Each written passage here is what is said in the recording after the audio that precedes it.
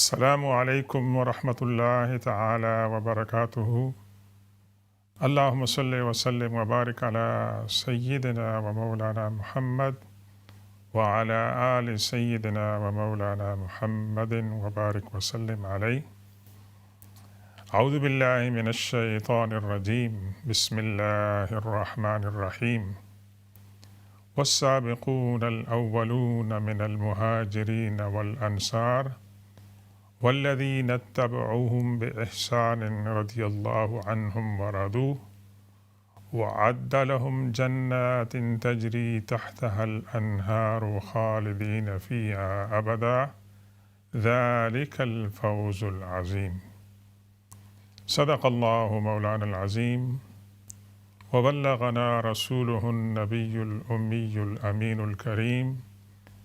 ونحن على ذلك لمن الشاہدین والشاکرین والحمد للہ رب العالمین۔ رب اشرح لی صدری ویسر لی امری واحلل عقدۃ من لسانی یفقہوا قولی۔ السلام علیکم ورحمۃ اللہ تعالی وبرکاتہ۔ محترم ناظرین گرامی اور سامعین کرام، آج آپ کی خدمت میں ایک نئی صبح کے ساتھ اس امید اور دعا کے ساتھ حاضر ہیں کہ آپ جہاں کہیں بھی ہوں، اللہ تعالیٰ آپ کو ایمان کی سلامتی عطا فرمائے اور صحت اور عافیت عطا فرمائے۔ انشاءاللہ آج کی نشست میں ہم ایک بہت ہی اہم اور نامور شخصیت کے بارے میں گزارشات پیش کریں گے، اور اس سے پہلے حسب معمول آپ کی خدمت میں حضور پاک صلی اللہ علیہ وسلم کی ایک چھوٹی سی دعا جو بہت ہی جامع ہے اور جس میں بہت سی حکمتیں ہیں، وہ میں آپ کے ساتھ شیئر کرتا ہوں۔ اللہ کے رسول صلی اللہ علیہ وسلم کی دعاؤں میں سے ایک دعا یہ ہے کہ اللہم انی اعوذ بک منک لا احصی ثناء علیک انت کما اثنیت علی نفسک۔ اللہم انی اعوذ بک منک لا احصی ثناء علیک انت کما اثنیت علی نفسک، او کما قال رسول اللہ صلی اللہ علیہ وسلم۔ اللہ کی بارگاہ میں اللہ کے رسول صلی اللہ علیہ وسلم نہایت ہی نیازمندی اور عاجزی کے ساتھ یہ التماس کر رہے ہیں کہ اللہ، میں آپ سے اس بات کی پناہ مانگتا ہوں کہ جس طرح آپ کی ثنا اور حمد و ثنا کرنی چاہیے اس طرح تو ہم نہیں کر سکتے، اور جس طرح آپ نے خود اپنی حمد و ثنا کی ہے ہم اس کی ثنا نہیں کر سکتے ہیں، تو اس کوتاہی اور تقصیر پر میں معذرت کرتا ہوں۔ کتنی خوبصورت التجا ہے، التماس ہے اس کے اندر کہ حضور پاک صلی اللہ علیہ وسلم جو سید العابدین ہیں، سید المستغفرین ہیں، وہ اپنی دعاؤں کے اندر یہ دعا شامل فرماتے ہیں اللہ تبارک و تعالیٰ سے معذرت کرتے ہوئے کہ جس طرح تیری حمد و ثنا کا حق ہے، جس طرح تو نے اپنی حمد و ثنا خود کی ہے، ہم اس طرح نہیں کر سکتے ہیں، تو جو کچھ بھی نذرانہ حمد و ثنا کا ہم نے پیش کیا ہے اس کو قبول فرما لے، اور اس کے اندر ہماری اگر کوئی تقصیر ہوئی ہے تو اس کو معاف کر دے۔ اس سے بہترین نذرانہ اللہ کی بارگاہ میں کیا ہو سکتا ہے کہ بندہ اپنی نیازمندی اللہ کے حضور پیش کر رہا ہے، اور تمام کوششوں کے باوجود پھر بھی بندہ اس بات کا اظہار کر سکتا ہے کہ جس طرح تیری عبادت کا، تیری حمد و ثنا کا حق تھا اس طرح ہم نہیں کر سکے، لیکن جو کچھ بھی ہم کر سکے ہیں وہ تیری ہی توفیق سے ہوا ہے، اور تو مجھے اسے قبول کر لے۔ تو میں دوبارہ عرض کرتا ہوں، اللہم انی اعوذ بک منک لا احصی ثناء علیک انت کما اثنیت علی نفسک۔ اور اس کے ساتھ ساتھ میں آپ کی خدمت میں ایک چھوٹی سی حدیث، آج کل چونکہ معراج النبی صلی اللہ علیہ وسلم کے حوالے سے مختلف محفلیں اور درس و تدریس کا جو ہے وہ انتظام ہو رہا ہے، تو ایک چھوٹی سی حدیث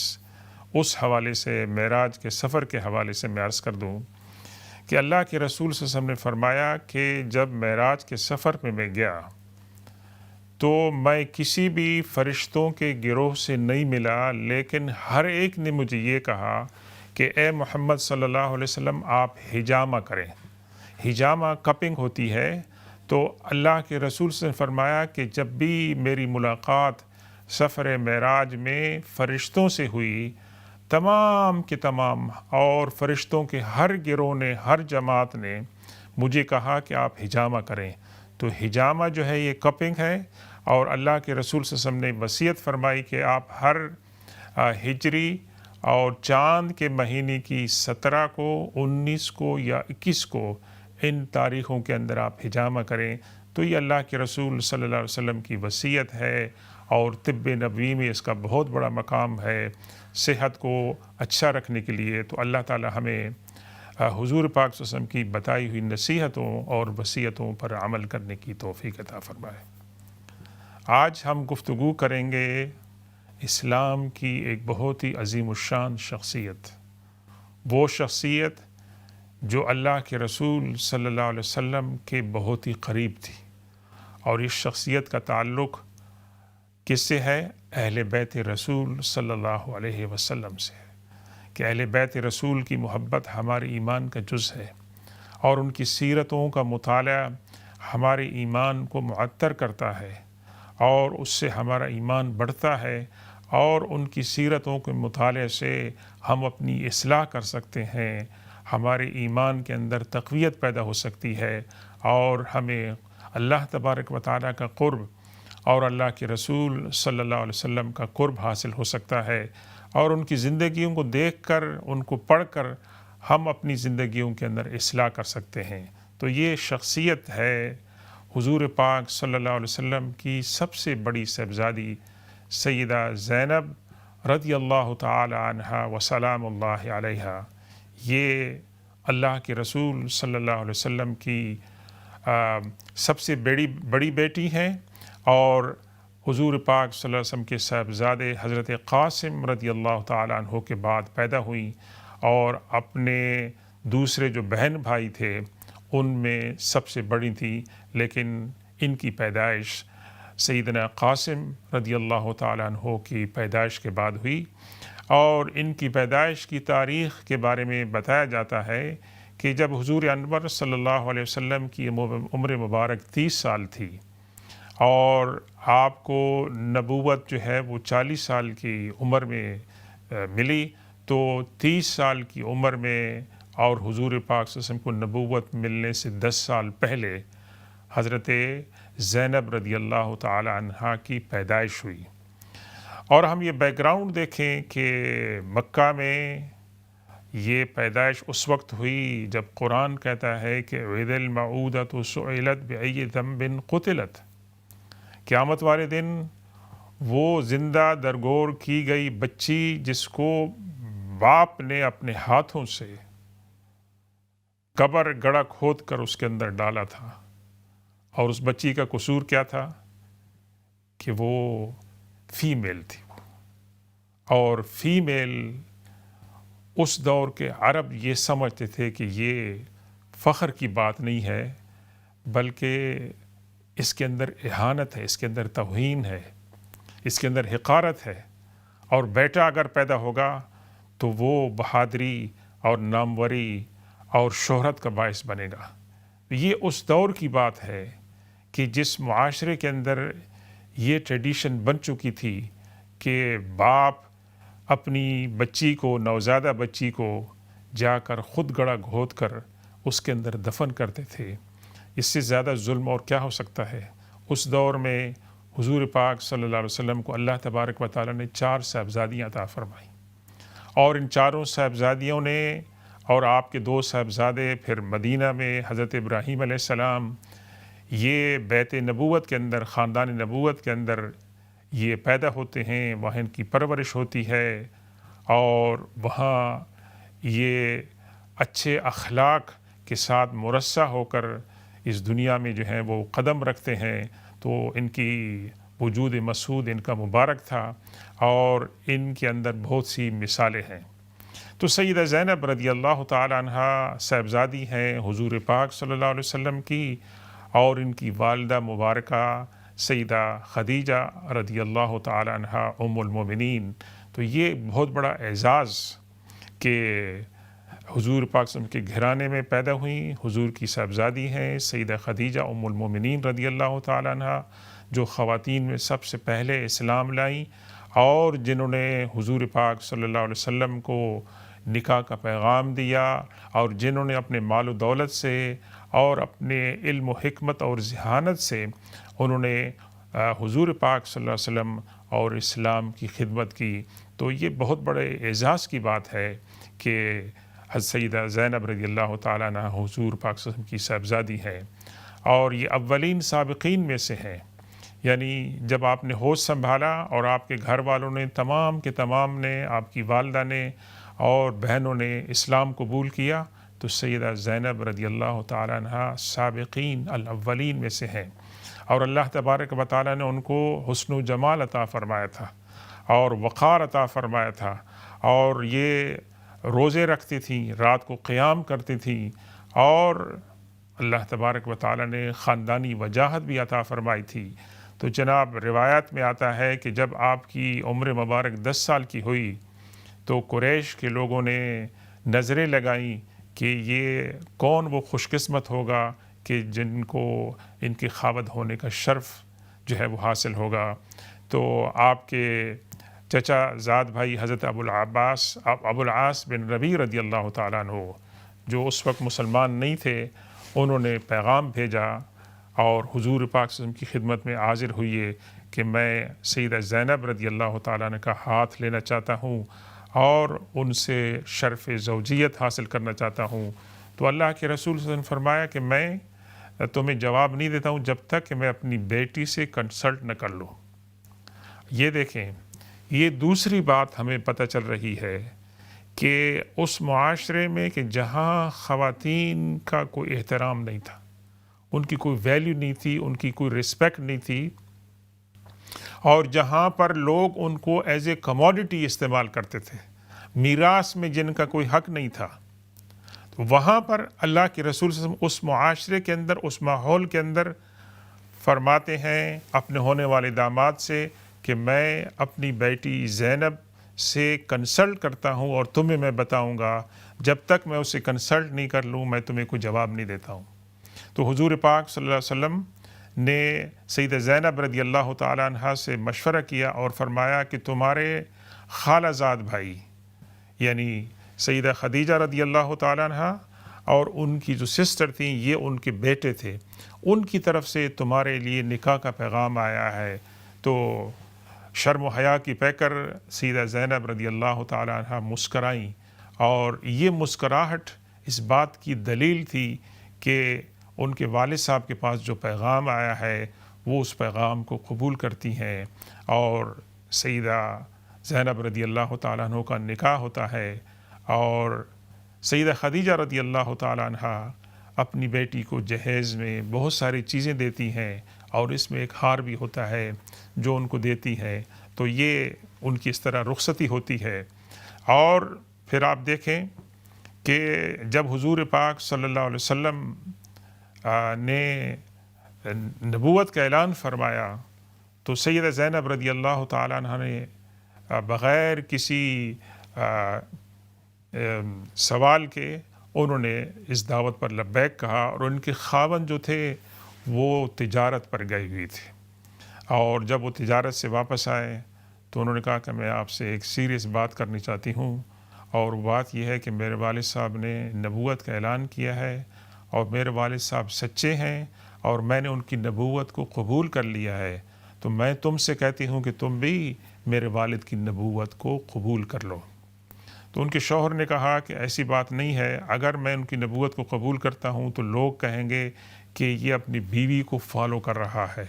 اور چونکہ یہ داماد رسول صلی اللہ علیہ وسلم ہیں تو اس نسبت سے میرے اوپر ایک طنز آئے گا، تو میں اس دعوت کو قبول نہیں کرتا ہوں۔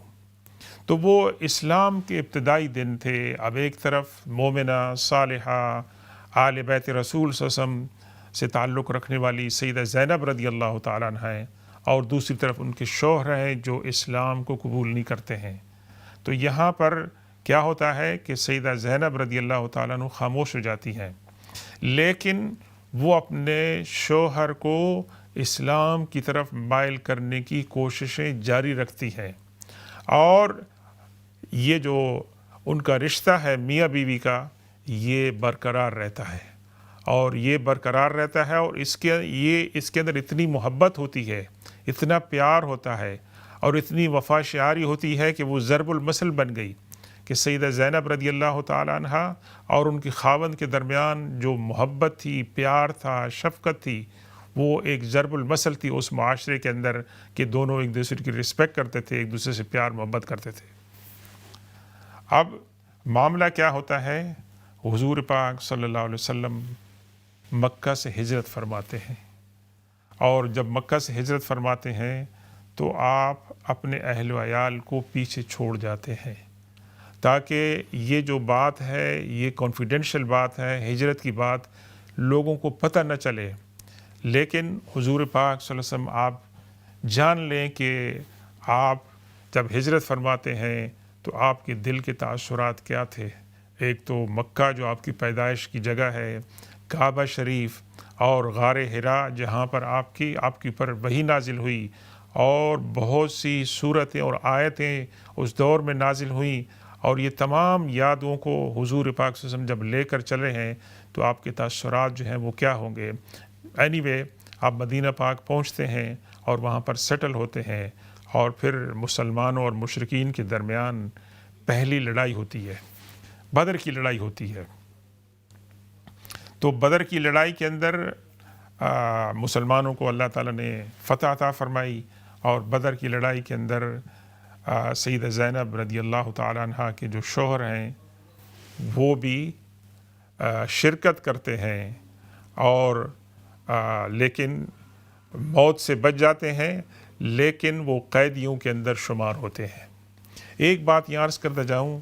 کہ آپ کے جو خاوند تھے ابو العاص بن ربیع رضی اللہ تعالیٰ عنہ، جو بعد میں مسلمان ہوئے، اگرچہ وہ مشرک تھے، لیکن شرک کے علاوہ ان کے اندر اعلیٰ اخلاقی صفات تھیں کہ وہ انتہائی دیانتدار، امانت دار، اور لوگوں کے درمیان ان کی بہت بڑی عزت تھی اور رسپیکٹ تھی، اور بہت بڑے تاجر بھی تھے، یعنی اتنے بڑے بھی نہیں تھے لیکن ایوریج تاجر تھے، اور یہاں تک ان کی خوبیاں بتائی جاتی ہیں کہ لوگ نہ صرف ان کے پاس اپنی امانت رکھواتے تھے، بلکہ ان کو کہتے تھے کہ میرا یہ سامان تجارت آپ لے جائیں، اس کو فروخت کریں، اور اس کے بدلے میں یہ چیزیں آپ لا کر دیں۔ تو یہ ان کی دیانت تھی، امانت تھی، جس کے اوپر لوگ ان کے اوپر اعتماد کرتے تھے، اور لوگوں کے وہ سامان لے جاتے تھے، اور ان کے بہاف پر اس کو بیچ کر پھر جو کچھ بھی اس کا نفع ہوتا تھا وہ تمام کے تمام ان کو لوٹاتے تھے۔ تو ایک قابل احترام شخصیت تھی، اور پھر یہ کہ یہ قریش میں تعلق رہتے تھے، اور تیسری بات یہ ہے کہ سیدہ زینب رضی اللہ تعالیٰ عنہ کے یہ خالہ زاد بھائی تھے۔ تو یہ تمام نسبتیں جو تھیں، اب جب بدر کی لڑائی کے اندر تقریباً 70 کے لوگ قریش کے جو ہیں وہ گرفتار ہوئے، تو معاملہ یہ ہوا کہ ان کے ساتھ کیا ٹریٹمنٹ کیا جائے۔ کسی نے رائے دی کہ ان کو قتل کر دیا جائے، کسی نے کہا ان کو جلا دیا جائے، کسی نے کہا سیدنا ابوبکر صدیق رضی اللہ تعالیٰ عنہ جیسے لوگوں نے کہ یا رسول اللہ، یہ پھر بھی آپ کی قوم کے لوگ ہیں، ان سے آپ کچھ فدیہ لے کر آپ ان کو چھوڑ دیں۔ تو اللہ کے رسول صلی اللہ علیہ وسلم نے فرمایا تھا کہ جو 10 انصار کو مطلب ہے کہ تعلیم دیں گے اس کو ہم چھوڑ دیں گے، اور جو لوگ اتنا فدیہ دیں گے ہم ان کو چھوڑ دیں گے۔ تو سیدنا ابو العاص بن ربیع رضی اللہ تعالیٰ عنہ ایک انصاری صحابی حضرت جبیر رضی اللہ تعالیٰ عنہ کی قید میں تھے، اور یہ لوگ پیغام بھیج رہے تھے اپنے گھر والوں کے پاس مکہ میں کہ ہمارے لیے آپ رینسم بھیجیں، پیسے بھیجیں تاکہ ہماری جان چھوٹے اور ہم واپس گھر آ جائیں۔ اور دوسرا ان کے اوپر بڑا دکھ تھا کہ وہ جنگ میں ان کو شکست ہو چکی تھی۔ تو سیدہ زینب رضی اللہ تعالیٰ عنہ کے پاس جب یہ پیغام پہنچتا ہے، اب یہاں پر دیکھیں کہ میاں بیوی کے درمیان کتنی محبت تھی۔ حضور پاک صلی اللہ علیہ وسلم مدینہ میں ہیں اور یہ حضور پاک صلی اللہ علیہ وسلم کے ساتھ لڑائی میں شامل تھے، تو ان کو گرفتار کیا جاتا ہے، اور جب ان کا پیغام جاتا ہے کہ میں گرفتار ہو گیا ہوں اور میرے لیے آپ کچھ بھیجیں تاکہ اس کے بدلے میں میری نجات ہو جائے، تو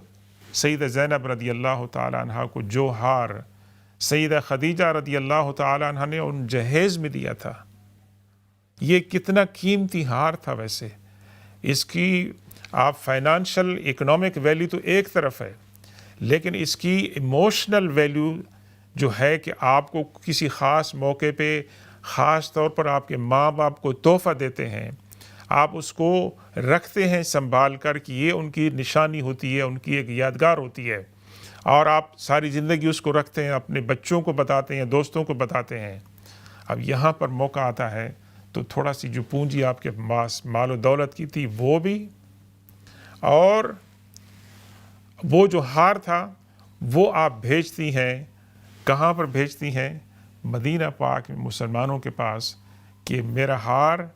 اور یہ میری پونجی رکھ لیں اور میرے شوہر کو واپس کر دیں۔ تو یہ ایک طرف تو محبت اور وفا شعاری کی بات ہو رہی ہے،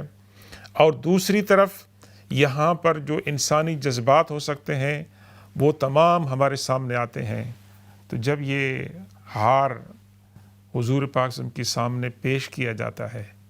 تو حضور پاک صلی اللہ علیہ وسلم آپ دیدہ ہو جاتے ہیں، آپ کی آنکھوں میں آنسو آ جاتے ہیں،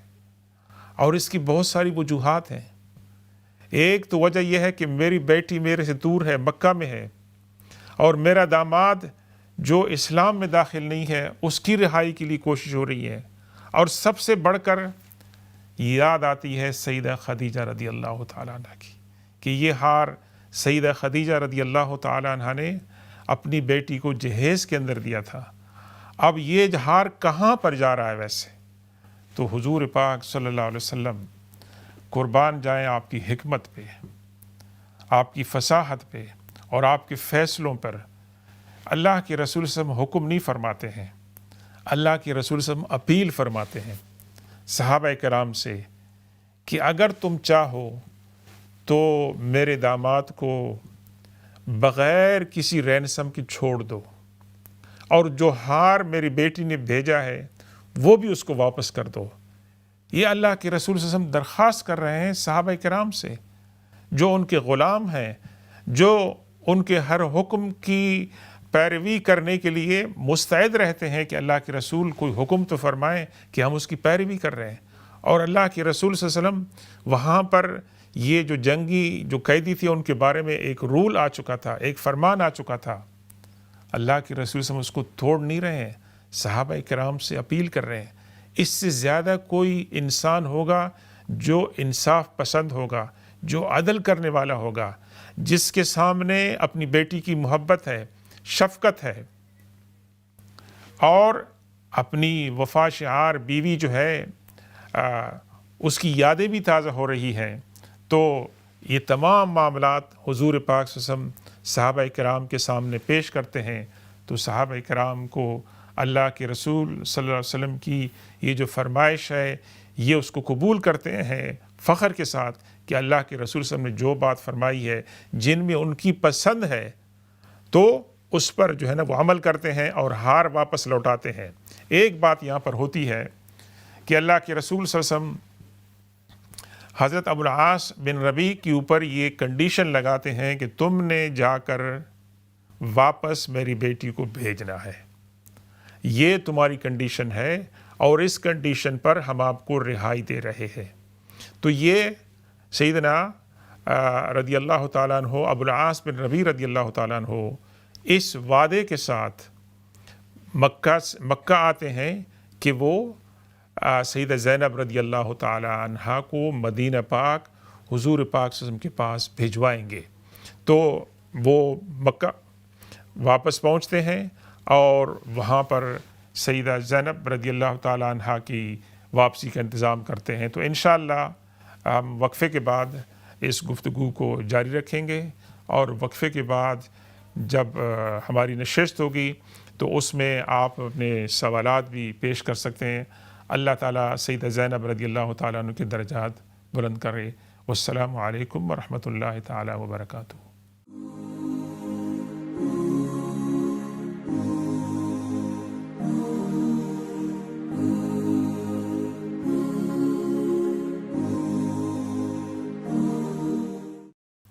بسم اللہ الرحمن الرحیم. السلام علیکم ورحمۃ اللہ تعالی وبرکاتہ. محترم ناظرین کرام، آپ کی خدمت میں وقفے کے بعد دوبارہ حاضر ہو رہے ہیں. اگر آپ کے کوئی سوالات ہیں تو انشاءاللہ آپ ان کو پیش کر سکتے ہیں. وقفے سے پہلے ہم گفتگو کر رہے تھے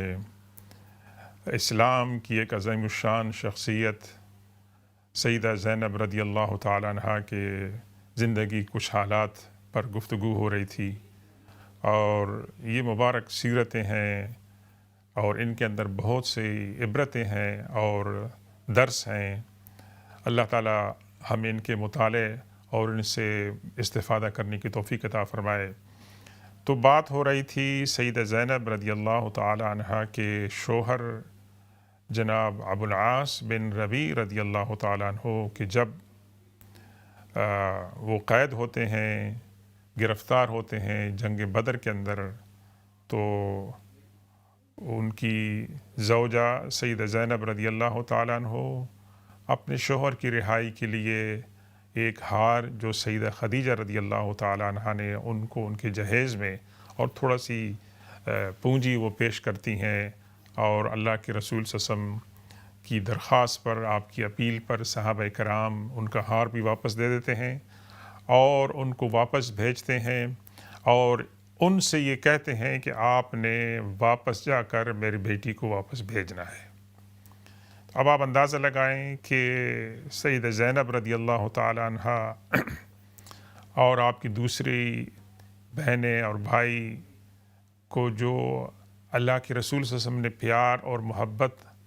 عطا فرمائی تھی اور ان کے جو اخلاق حمیدہ ڈیولپ ہوئے تھے، جب وہ حضور پاک صلی اللہ علیہ وسلم سے جدا تھیں، مکہ میں تھیں، اور آپ مدینہ پاک میں ایک نئے اسلامی معاشرے کی تشکیل فرما رہے تھے، تو آپ کے کیا جذبات ہوں گے؟ بیٹی وہاں پر ہے اور آپ یہاں پر ہیں. بیٹی کا خاوند جو ہے وہ مسلمان نہیں ہے، لیکن بیٹی ایک وفا شعار بیوی کے طور پر اپنے خاوند کے ساتھ ہے. چونکہ ابھی اسلام کے اندر جو مشرکین تھے اور مسلمان تھے ان کے درمیان نکاح اور شادی کے جو احکامات تھے وہ ابھی نازل نہیں ہو رہے تھے، یہ اسلام کے ابتدائی دن تھے. تو حضرت ابو العاص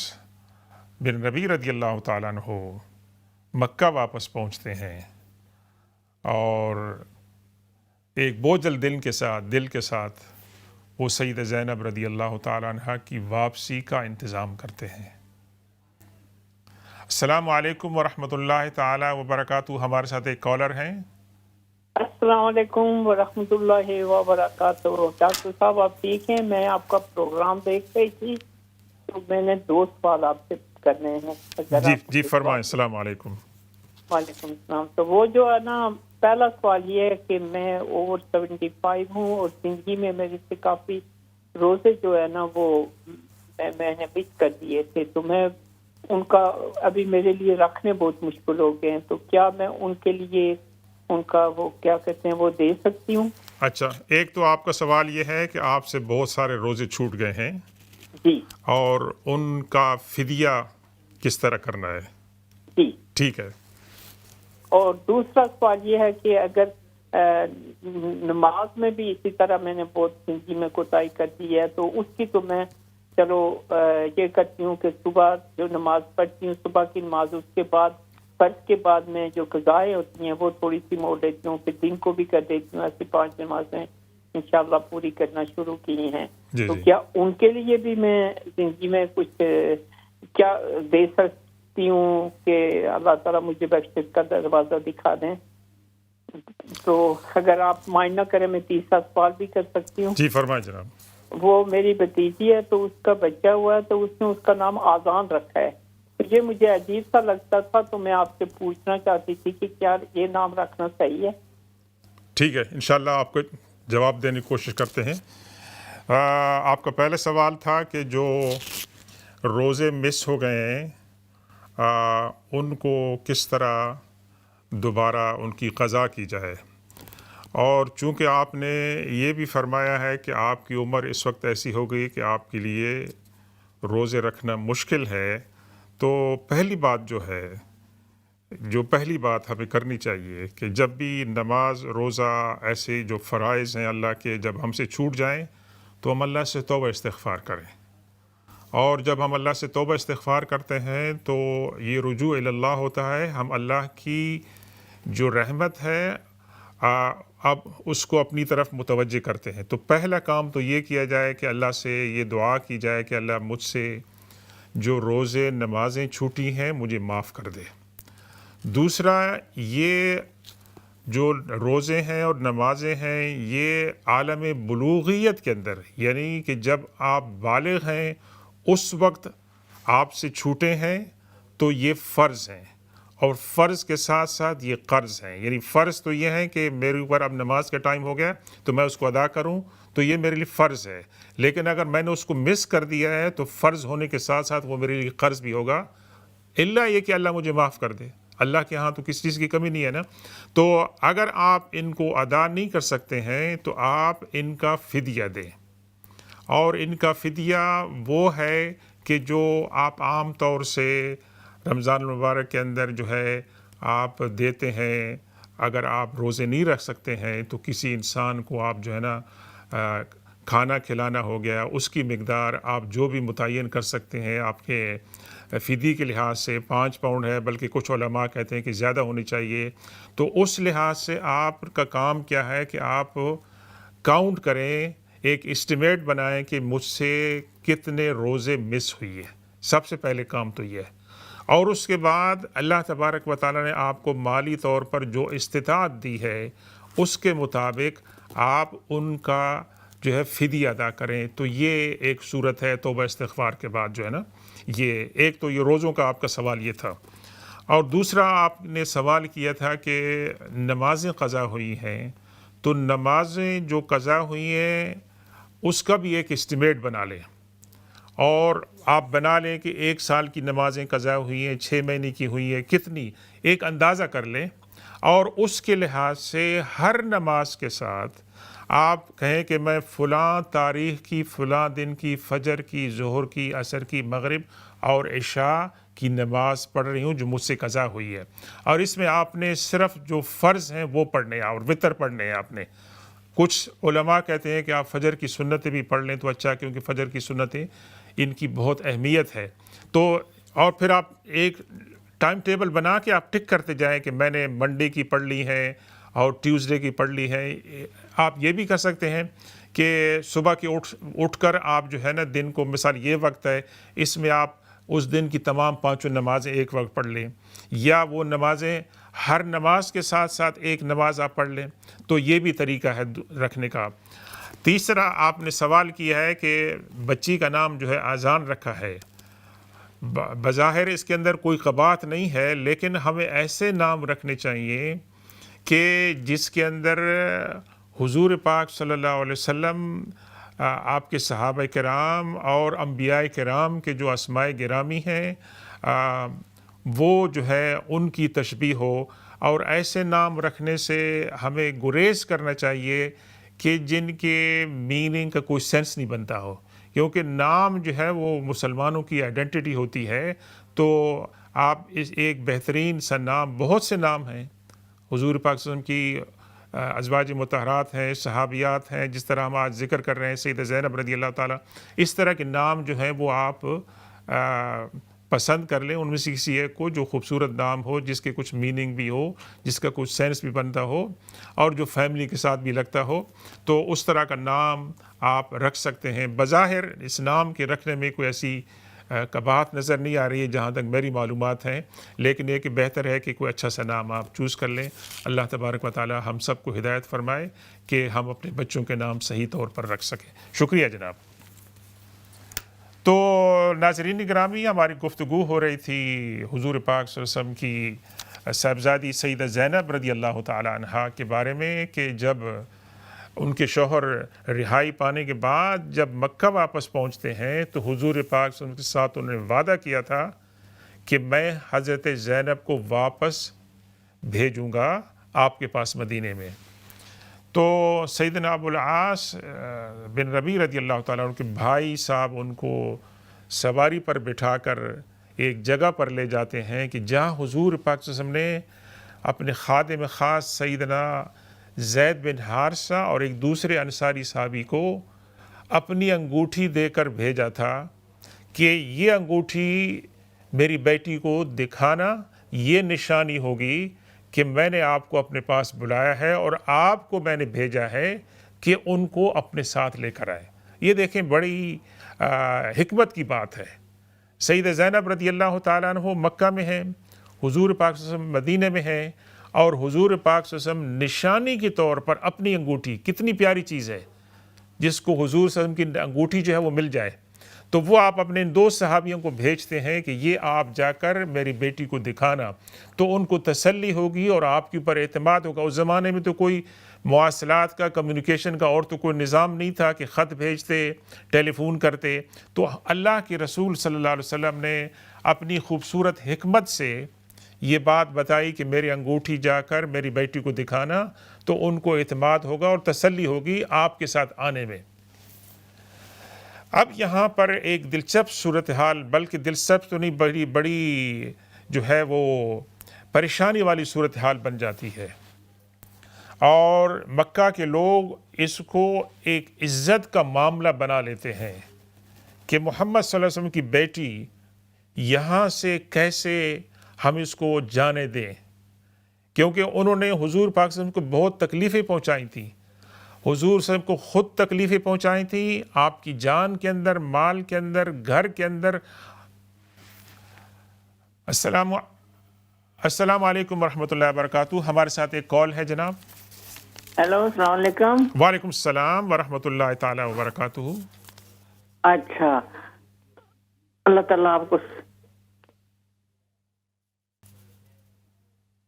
السلام علیکم ورحمۃ اللہ وبرکاتہ. اچھا، میں نے پوچھا تو بڑی یاسمین آتی تھی، اب وہ اس کی صحت تو ٹھیک ہے، کہاں کی ہے وہ؟ ہاں، ان کے لیے آپ دعا کریں، اللہ ان کو صحت عافیت عطا فرمائے. جی، دوسری کال ہے جناب. السلام علیکم ورحمۃ اللہ وبرکاتہ.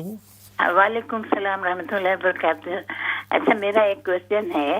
میں اسی کے بارے میں نا، خزائے عمری کے بارے میں. میں 2009 سے نا ڈیلی 5 نمازیں پورے پڑھتی ہوں فطر کے ساتھ، مگر میں سمجھتی ہوں کہ اس میں تو میرے مس نہیں ہوئے تھے، مگر میرے کو مزہ آتا ہے یہ خزائے عمری پڑھنے سے نا، مجھے مزہ آتا ہے، میں کنٹینیو کر رہی ہوں. تو ایسا کر سکتے ہیں؟ دیکھیں بہن، آپ نے سوال کیا ہے قضاء عمری کا. میں ایک بات عرض کر دوں کہ ایسی کوئی قضاء عمری کا کوئی کنسیپٹ نہیں ہے. قضاء عمری کا ایک مطلب یہ لیا جاتا ہے کہ میری زندگی میں میری غفلت کی وجہ سے، مجبوریوں کی وجہ سے میری جو نمازیں مس ہو گئی ہیں ان کو میں قضا کرنا چاہتا ہوں، تاکہ اللہ کے حضور جب میری پیشی ہو تو اللہ مجھ سے سوال کریں گے تو میں یہ عرض کروں گا کہ میں نے یہ جو مس نمازیں ہوئی تھی یہ میں نے پوری کر دی تھی. جی، ہمارے پاس السلام علیکم ایک دوسری کال ہے جناب. السلام علیکم. جی، السلام علیکم. وعلیکم السلام ورحمۃ اللہ تعالی وبرکاتہ. مولانا صاحب، میرے 3 سوال ہیں. جی. ایک تو میرا سوال ہے کہ جب ہم نماز پڑھ رہے ہیں اس میں ہم آیت الکرسی پڑھ سکتے ہیں رکعتوں میں؟ ایک سیکنڈ، آیت الکرسی نماز میں؟ جی. اور نمبر 2 میرا سوال ہے، اگر رکعت میں ہم نے قل ہو اللہ پڑھ لیا ہے تو اس کے بعد پھر کون سی صورت ہم پڑھیں گے، یا دوسری میں بھی قل ہو اللہ ہی پڑھیں گے؟ اچھا، آپ یہ فرما رہی ہیں کہ ایک رکعت میں آپ نے قل ہو اللہ پڑھ لی ہے پہلی میں، تو اس کے بعد پہلی رکعت میں، جی، دوسری رکعت میں آپ کیا پوچھ رہے ہیں، کیا پڑھ سکتے ہیں؟ کیا کون سی صورت پڑھیں گے، یا قل ہو اللہ کو ہی ریپیٹ کریں گے؟ اچھا ٹھیک ہے. اور سوال جناب؟ اور تیسرا میرا سوال ہے کہ تہجد میں صرف تو قل هو اللہ ہی پڑھ سکتے ہیں یا کوئی صورتیں دوسری جو چھوٹی چھوٹی آتی ہیں وہ پڑھ سکتے ہیں؟ انشاءاللہ جزاک اللہ خیر۔ سنتے رہیں، انشاءاللہ آپ کی خدمت میں جواب بس کرتے ہیں۔ ہماری بہن کا سوال تھا قضائے عمری۔ جی ایک اور کال ہے جناب۔ السلام علیکم ورحمۃ اللہ وبرکاتہ۔ وعلیکم السلام ورحمۃ اللہ تعالی وبرکاتہ۔ اب میں بات اپنی کر سکتی ہوں؟ جی فرمائیں آپ کا سوال پیش کریں جناب۔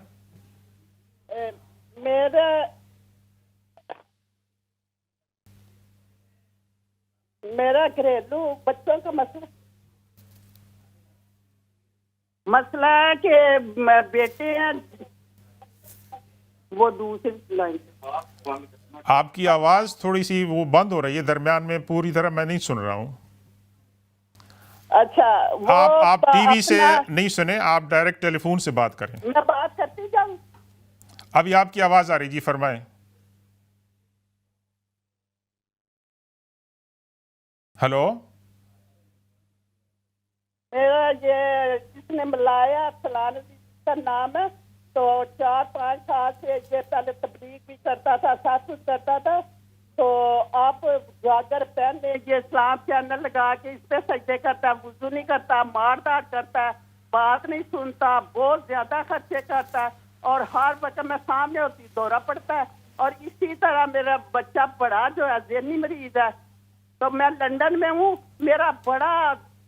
کوئی سب جس کے سامنے ہوتی ہوں تو وہ نا، میں بھی اسلام چینل میں نا، مجھے بہت اچھا پروگرام لگا ہے۔ تو میرا مسئلہ گھر کا کہ کوئی میری اولاد مجھے فون تک نہیں، حال تک نہیں پوچھتے۔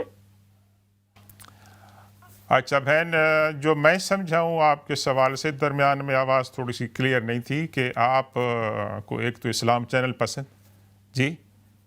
آپ کو اسلام چینل پسند ہے، بہت بہت شکریہ، آپ دیکھتے رہیں، اللہ تعالیٰ آپ کو اس سے علم جو ہے وہ سکھائے۔ دوسرا آپ نے بچے کی بات کہی ہے کہ جو بچہ آپ کی بات نہیں سنتا، یہی آپ نے کہا ہے؟ اوکے، نیکسٹ کال جناب۔ وعلیکم السلام ورحمۃ اللہ وبرکاتہ، ہمارے ساتھ ایک کالر ہیں جناب، فرمائیں۔ السلام علیکم ورحمۃ اللہ وبرکاتہ۔ مولانا صاحب کیسے آپ؟ ٹھیک ہیں؟ وعلیکم السلام ورحمۃ اللہ تعالیٰ وبرکاتہ، اللہ تعالیٰ آپ کی۔ یہ ہے کہ جو زکات کے پیسے ہوتے ہیں نا، اس سے ہم کسی کو چیزیں خرید کے، یعنی کہ ویل چیئر ہوئی یا برتن وغیرہ ہوئے، دے سکتے ہیں یا نہیں؟ اور دوسرا معاف کرنا، دوبارہ دہرائیں آپ نے سوال پلیز۔ جو زکات کے پیسے ہوتے ہیں نا، زکات دینی ہوتی ہے، اچھا ٹھیک ہے جی، وہ کسی کو ہم ویل چیئر یا کوئی چیزیں لے کے خرید کے دے سکتے ہیں؟ اور اچھا ٹھیک ہے، آپ فرما رہے ہیں کہ زکوٰۃ کے پیسوں سے کسی کو ویل چیئر خرید کے دے سکتے ہیں کہ نہیں؟ جی، ضرورت مند کی چیزیں لے کے پیسے کی بجائے چیزیں دے سکتے ہیں نا، یہ پوچھنا۔ اچھا ٹھیک ہے، میں آپ سوال کریں اس کے بعد۔